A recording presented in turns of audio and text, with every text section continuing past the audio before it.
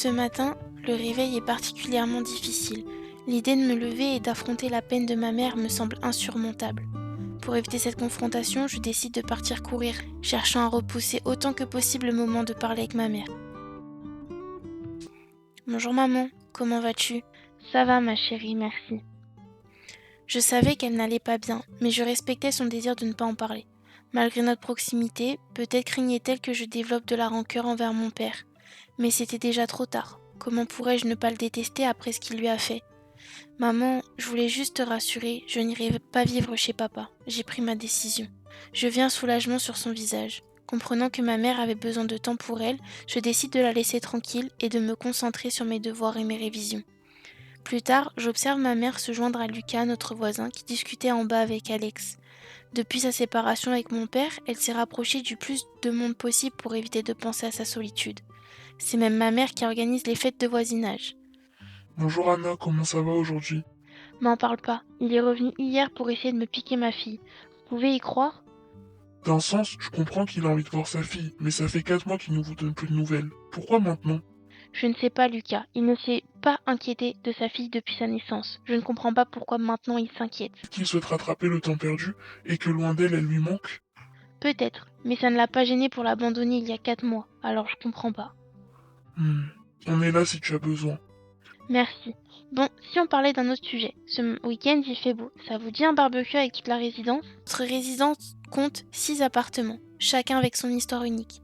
Lucas, par exemple, est venu s'installer avec sa fille, Lovely, après le décès de sa femme. Il est très gentil et me demande parfois de m'occuper de sa fille lorsque ses obligations professionnelles l'appellent. Puis, il y a Alex et Kevin, qui ont toujours habité ici ensemble. Ils vont se marier dans quelques semaines, ce que j'attends avec impatience. Il y a aussi la famille Red, composée de Jérémy, Gwendoline et leurs jumeaux, Justin et Clément. Ils ont dû emménager ici après que Jérémy a perdu son emploi. Gwendoline travaille dans un grand restaurant et semble épuisée à chaque fois que je la croise. La famille Yellow, elle, se vante d'être la famille parfaite. Karl, le père, est un politicien important qui a choisi de vivre ici pour être plus proche de ses électeurs. Coralie, son épouse, est mère au foyer et s'occupe à temps plein de leurs 3 enfants. Carmen, une petite fille adorable qui aime venir chez nous pour écouter des histoires et jouer ensemble. Claire, la petite fille modèle, toujours disciplinée, qui préfère faire ses devoirs plutôt que de jouer. Et enfin Gabi, le petit dernier, un mignon petit garçon. Enfin, Laura, ma voisine, est devenue ma confidente au fil des ans. Elle est comme une grande sœur pour moi. Elle a emménagé dans l'immeuble en même temps que nous, après une rupture avec son ancien copain. Elle a saisi une opportunité incroyable dans son travail, travaillant dans les relations publiques pour la plus grande entreprise des réseaux sociaux qui a créé Lapin Sociable. Notre résidence est un endroit chaleureux où nous nous entendons tous plus ou moins bien et apprécions les petites réunions entre voisins. L'après-midi, alors que je naviguais sur internet, j'ai vu des annonces pour des jobs étudiants. Sachant que ma mère avait du mal avec son nouveau travail après le divorce, j'ai décidé de postuler pour un emploi d'ouvrière sans lui en parler. Je travaille les samedis et dimanches matin de 7h à midi. Si elle pose des questions, je lui dirai que je révise chez Johanna, une très bonne amie. Laura est venue me rendre visite pendant que ma mère était en bas avec les voisins. Hier soir, je lui ai envoyé un message pour lui expliquer ce qui s'était passé. Elle voulait s'assurer que tout allait bien pour ma mère et moi. Elle m'a également raconté que son ex Louis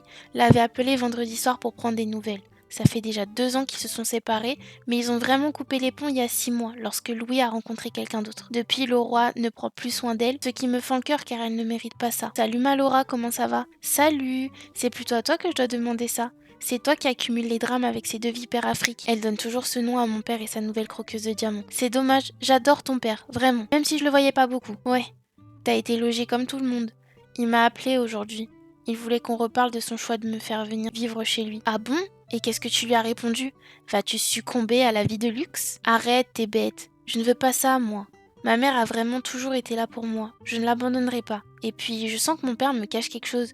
Je ne sais pas pourquoi, d'un coup, il se réveille pour me dire qu'il me veut de nouveau chez lui. C'est louche. Ouh, tu crois qu'elle a un marmot dans le panier? T'es folle!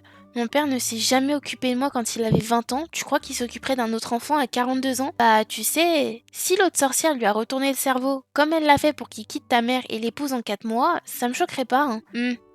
Préfère pas y penser. T'imagines un frère ou une sœur qui ressemble à cette fausse blonde? Berk. Je décide de changer de sujet parce que rien que d'imaginer ça, j'ai des hauts le cœur. Bon, et toi alors? Louis t'a appelé? Qu'est-ce qu'il voulait? Il voulait savoir comment j'allais. Mais encore? Oh, peut-être m'annoncer que je lui manquais et qu'il retrouvait pas le bonheur dans les bras de sa nouvelle conquête? Quoi? Bah apparemment. Mais j'ai du mal à y croire. Et qu'est-ce que tu lui as répondu, toi? Que ce n'était pas réciproque et qu'il aurait dû réfléchir avant de me lâcher comme une vieille chaussette. Alors, je suis d'accord pour le deuxième argument, Mais on est d'accord qu'il te manque? Oui, mais à quoi bon lui donner du crédit encore alors qu'il ne veut pas venir emménager ici et moi je repartirai jamais là-bas? C'est pas faux. Des fois j'oublie que t'as une réflexion très mature. N'empêche, ça me fait de la peine pour sa conquête. Tu penses qu'elle sait qu'elle a un pansement? Je t'avoue que je m'en fiche. Mais je lui ai dit de ne pas jouer avec elle, qui s'était mis en couple peut-être trop vite, alors autant qu'il reste seul pour trouver peut-être la femme de sa vie, qui sait. Bien dit. Nous avons été coupés par ma mère et Alex qui venaient d'arriver pour manger. Ma mère a proposé à Laura de rester manger ainsi qu'à Lucas qui était monté avec le pull de ma mère qu'elle avait oublié en bas. Nous avons parlé de tout et de rien, nous avons rigolé tous ensemble et ça fait du bien de voir ma mère un peu heureuse malgré tout. Je remarque pendant le repas que le courant passe très bien entre Lucas et Laura. Il est vrai qu'ils sont tous les deux célibataires depuis 2 ans. Lovely adore Laura en plus et puis moi j'adore Lucas. Un peu plus tard dans la soirée, le retour à la réalité a été brutal. Mon père voulait qu'on discute encore de Kelly, lui et moi dans un lieu neutre pour permettre d'apaiser les tensions. Qui en avait eu l'idée? Est-ce que c'était lui ou c'était Kelly? Je ne répondis pas à son message et préféra me concentrer sur le film avec ma mère et Laura.